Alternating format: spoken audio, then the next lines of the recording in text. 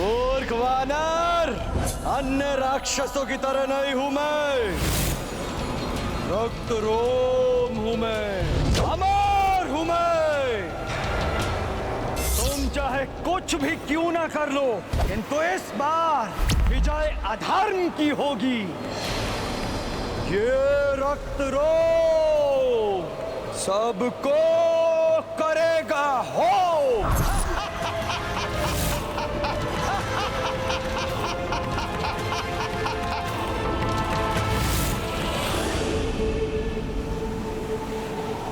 हर अधर्मी को यही भ्रम रहता है रक्तरोम। अपने बल और अपनी मायावी शक्तियों के मद में वो इतना चूर हो जाता है कि उसे ये ज्ञात ही नहीं हो पाता कि कब उसे पतन के अंधकार ने घेर लिया है।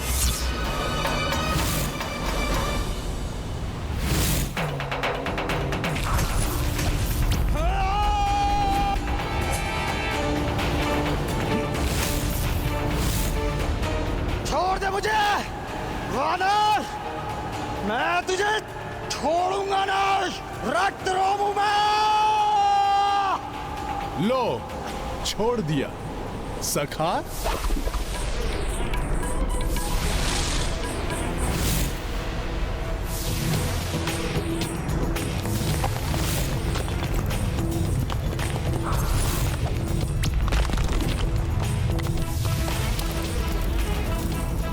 अब हुआ ये दुष्ट निर्बल,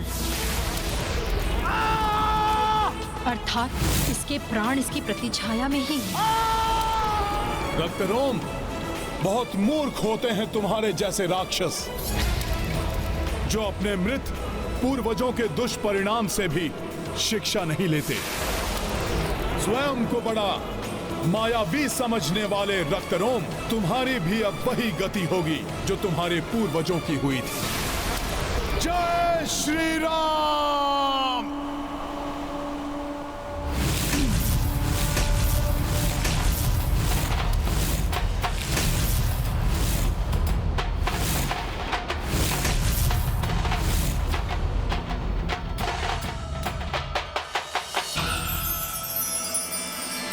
पीर हृदय की किसको सुनाए, आज व्यथित रघुराई। कैसे ज्योति को दे बोलो, नयन स्वयं ही विदाई। पीर हृदय की किसको सुनाए, आज व्यथित रघुराई।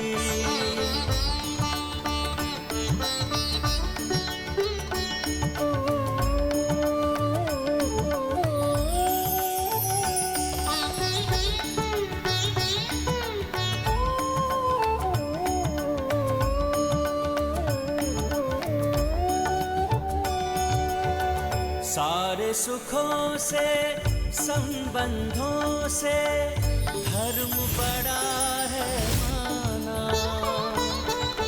नृप के लिए भी सर्वोपरि है राजधर्म अपनाना।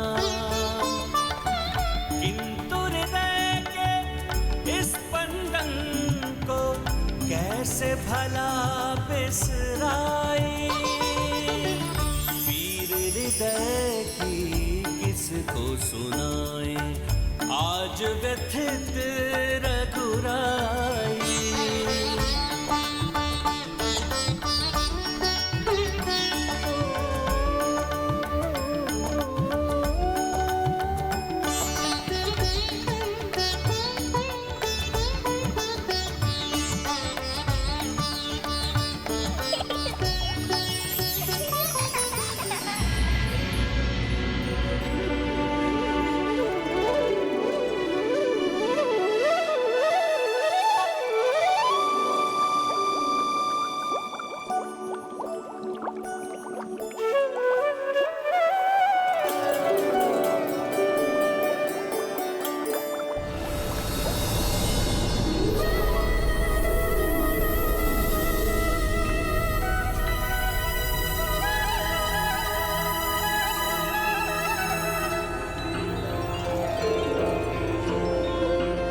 माँ, मुझे मातृत्व का सुख प्राप्त होगा और रघुनंदन को पिता का खिल उठेगा मन का उपवन, चहक उठेगा घर आंगन, स्वर्ग से भी सुंदर हो जाएगा ये भवन। माँ, कैसा अद्भुत होगा वो क्षण।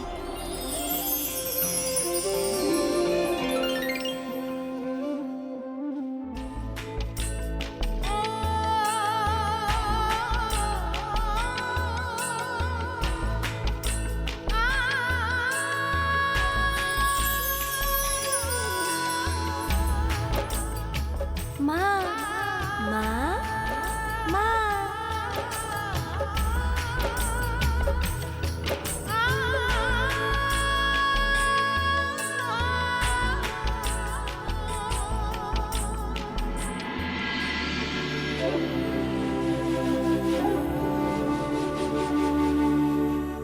अकस्मात ही ये पुष्प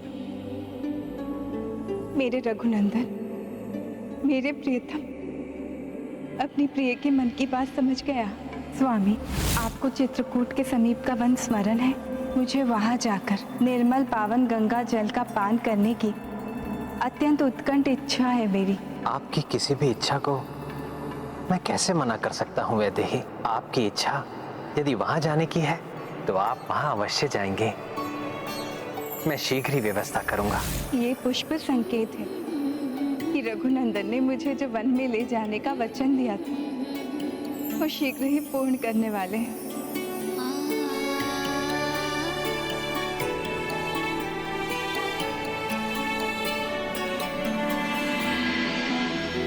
प्रत्येक पत्नी का धर्म होता है स्वामी, अपने स्वामी के वंश का विस्तार करना। मैं भी आपके वंश का विस्तार करना चाहती हूँ। मेरे प्रियतम, कदाचित आपको ज्ञात ही नहीं है कि हमारे जीवन में संसार का सबसे बड़ा सुख आने वाला है। ये दो कलियां आपको मेरी मन की बात समझा देंगी। आप जान जाएंगे कि आपकी सीता आपसे क्या कहना चाहती है। किंतु पुत्र हनुमान इस प्रसन्नता की घड़ी में कहीं दिखाई नहीं दे रहे हैं। प्रतीत होता है वो अवश्य ही मेरे वन विहार जाने की तैयारियां में लगे होंगे। हनुमान जी, आपने जो उपकार किया है मुझ पर और मेरे पूरे नागलोक पर, मैं सदैव आपकी आभारी रहूंगी। मैंने तो वही किया जो प्रभु श्री राम करते। उनके राम राज में कोई भी पुरुष किसी भी स्त्री से उसकी इच्छा के विरुद्ध बलपूर्वक विवाह नहीं कर सकता। माता, अब मुझे प्रस्थान करना होगा। कदाचित मेरे प्रभु किसी बड़ी दुविधा में हैं।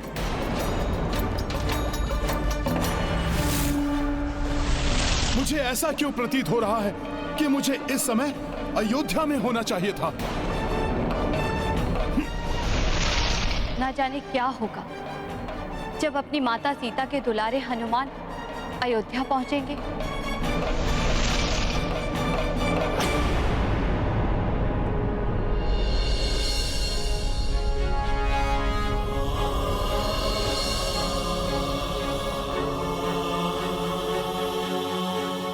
मैं क्या बोलूं भाभी माँ को कि राम भैया ने आपका परित्याग, कैसे कहूं कि राम भैया ने आपको।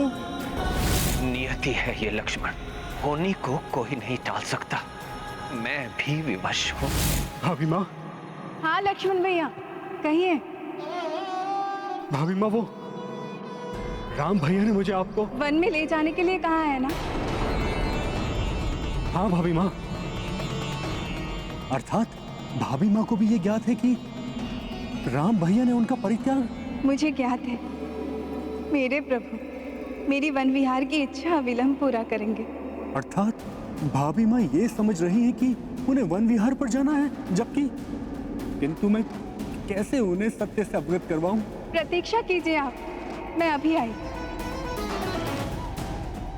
उचित है भाभी माँ।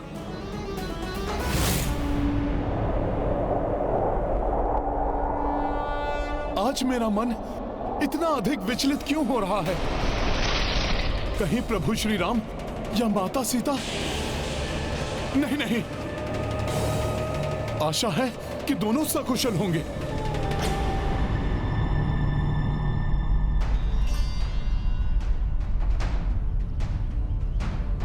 ये क्या भाभी माँ, राजसी वस्त्र आभूषण के स्थान पर ये साधारण वेशभूषा?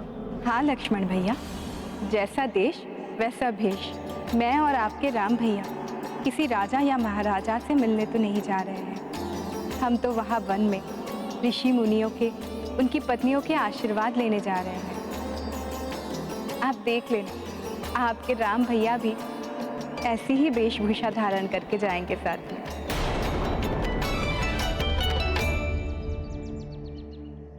क्षमा करे भाभी माँ, राम भैया सूर्यवंश के पूर्वजों वाले कक्ष में हैं। उन्होंने वहां किसी को भी आने से मना किया है। हो सकता है स्वामी बाद में वन में आकर मुझे आश्चर्य में डालने को सोच रहे हो। भाभी माँ, प्रस्थान का मुहूर्त हो गया है, चले हम। किंतु स्वामी से आशीर्वाद लिए बिना मैं कैसे कहीं जा सकती हूँ? मैं पूर्वजों वाले कक्ष से होकर आती हूँ। किंतु भाभी माँ,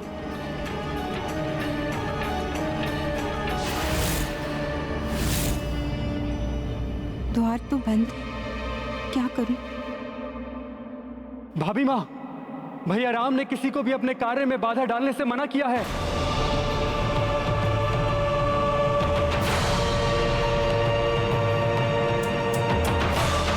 कैसे रोकूं भाभी माँ को? किंतु यदि राम भैया भाभी माँ का श्रीमुख देख लेंगे तो वो स्वयं ही भाभी माँ का परित्याग करने का विचार छोड़ देंगे।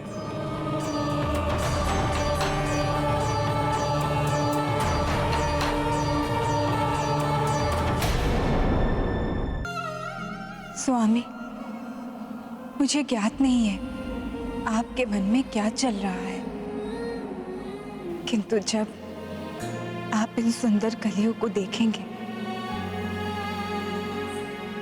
तो आप अवश्य ही जान जाएंगे कि मैं आपसे क्या कहना चाहती हूँ। भाभी माँ, कहीं यात्रा का मुहूर्त ना निकल जाए। उचित है, चलिए लक्ष्मण भैया।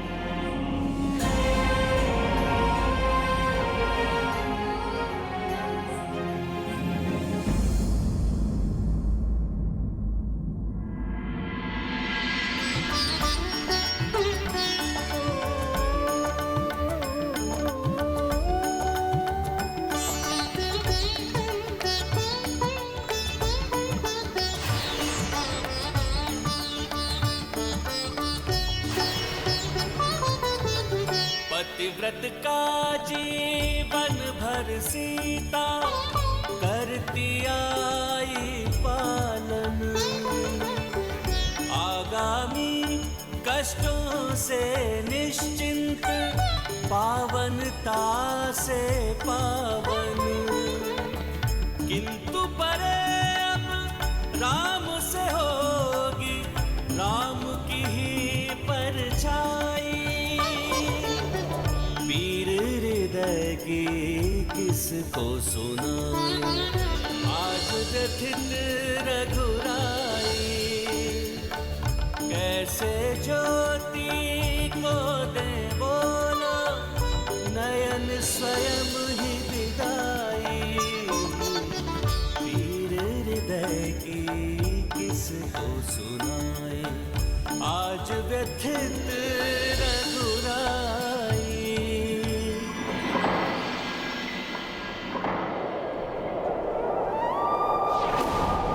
सीते,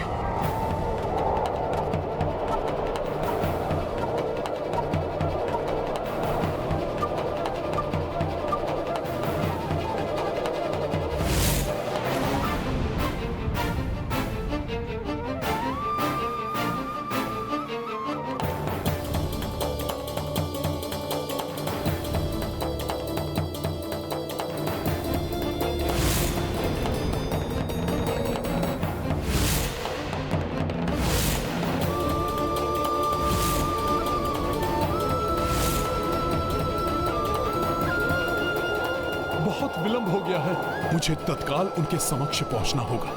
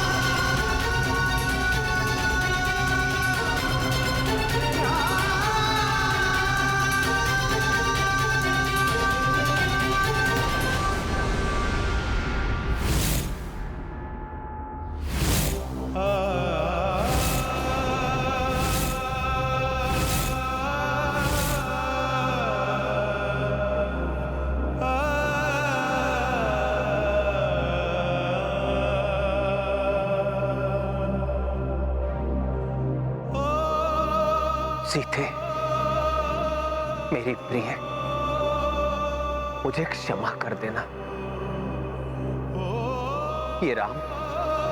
ये राम सदैव आपका अपराधी रहेगा। ये संसार आपके त्याग के लिए मुझे ही दोष देगा। इसे कदाचित कोई ही समझे, किंतु संसार के लिए ही मुझे यह करना पड़ा। सीते, आपके बिछोह का ये शूल हर क्षण आपके राम के हृदय को भेदता रहेगा। अब जीवन जिएगा राम, किंतु वो जीवन प्राणहीन होगा। पीर हृदय की किसको सुनाए, आज व्यथित रघुराई।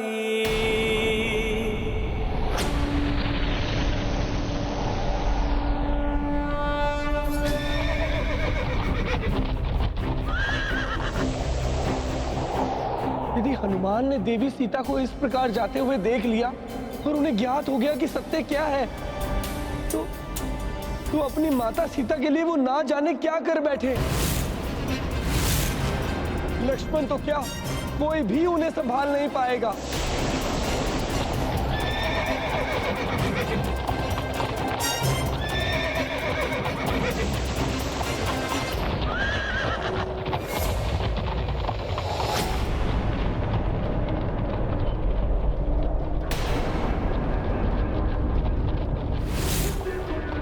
सदैव सूर्य की भांति दमकने वाला ये अयोध्या का राजभवन, इसकी आभा क्षीण होती हुई क्यों प्रतीत हो रही है?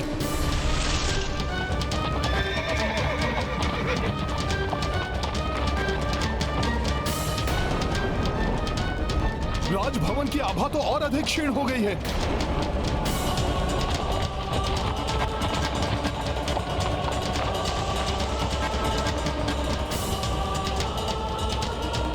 सूर्य के समान तेजस्वी सूर्यवंशी प्रभु श्री राम एवं धर्म और सदाचरण की प्रतिमूर्ति माता सीता के रहते हुए अयोध्या का आलोक धूमिल कैसे हो सकता है? अवश्य ही मेरे जाने के पश्चात कुछ तो अनिष्ट घटित हुआ है यहाँ पर। मुझे शीघ्र ही प्रभु के पास पहुंचना होगा।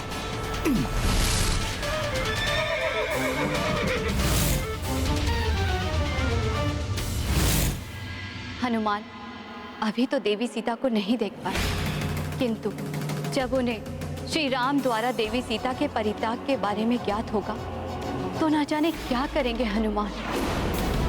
कहीं कोई बड़ा अनर्थ ना हो जाए।